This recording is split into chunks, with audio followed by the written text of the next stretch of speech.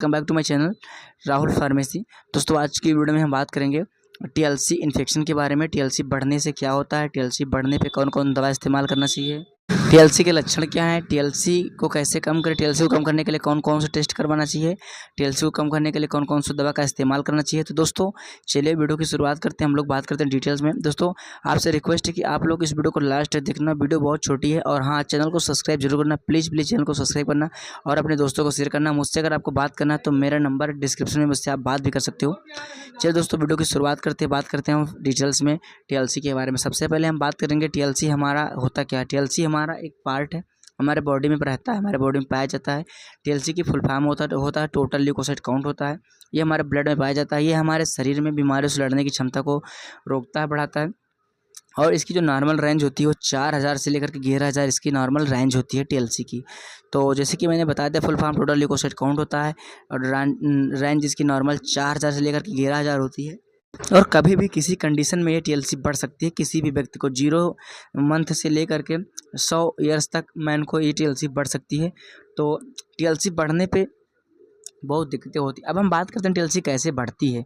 देखिए, हमारे शरीर में कोई इन्फेक्शन हो जाता है, कहीं पे जख्म हो जाता है या कहीं पे हम जल जाते हैं, वहाँ पे इन्फेक्शन हो जाता है, या इंटेस्टाइन में infection, liver infection, kidney infection या स्टमक इन्फेक्शन, पेट के अंदर या इंटरनल इन्फेक्शन या ऊपरी हिस्सा में इन्फेक्शन होना, ये टीएलसी के लक्षण होते हैं। इन सब जख्म नहीं, जैसे मान लीजिए कि ऊपर जख्म ठीक नहीं हो रहा तो उस कंडीशन में आपको हो जाएगी। आपको प्रेगनेंसी है तो प्रेगनेंसी के टाइम भी आपको ये हो जाएगी, ठीक है। तो ऐसे में बिल्कुल आपको घबराना नहीं है, आपको ये बहुत अच्छा रिजल्ट देगा, ठीक है। ठीक हो जाओगे जो ट्रीटमेंट बताऊंगा टीएलसी में।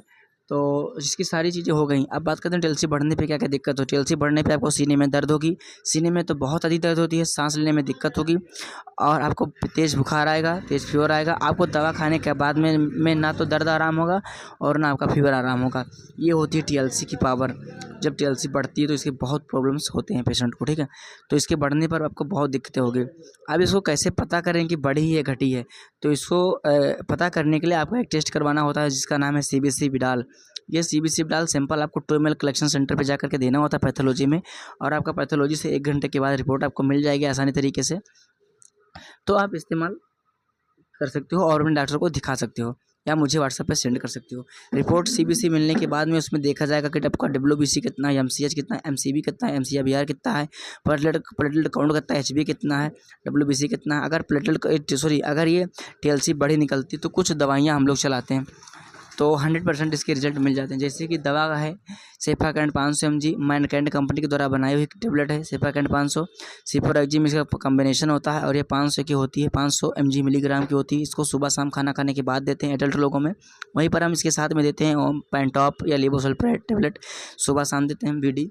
वहीं पर इसके साथ में बहुत अधिक पेन होने पर, फीवर होने पर हम लोग डोज 650 से जोडाल भी देते हैं टीडीएस में, सुबह दोपहर शाम में। और इसके साथ में एक टेबलेट देते हैं हम लोग जिससे कि पेशेंट की कंडीशन ना ख़राब हो, उसके लिए हम लोग एटीट्यूड गोल्ड कैप्सूल देते हैं, मल्टीविटामिन देते हैं जिससे कि पेशेंट की कोई दिक्कत ना हो, उसको एनर्जी बूस्ट होते रहे, स्टेमिना मजबूत रहे, इम्यूनिटी पावर उसकी मजबूत रहे। इसको रात में देते हैं सोने के टाइम पे। और इस साथ में दोपहर में देते हैं एज़्थ्रोमाइसिन 500 mg की टेबलेट आती है, हफ्ता भर 1 हफ्ता इसको देते हैं पेशेंट को लगातार, जिससे कि पेशेंट को बहुत अच्छा रिजल्ट मिलता है। और साथ में कुछ इंजेक्शन भी देते हैं। जब पेशेंट को बहुत दिक्कत होती है तो हम लोग एक मेरोपेनम इंजेक्शन होता है, मेरोपेनम इंजेक्शन सुबह शाम लगाते हैं 100 ml इसमें डाल करके। उसके साथ में पेंटाप आई भी सुबह शाम लगाते हैं डायरेक्ट बीगो में।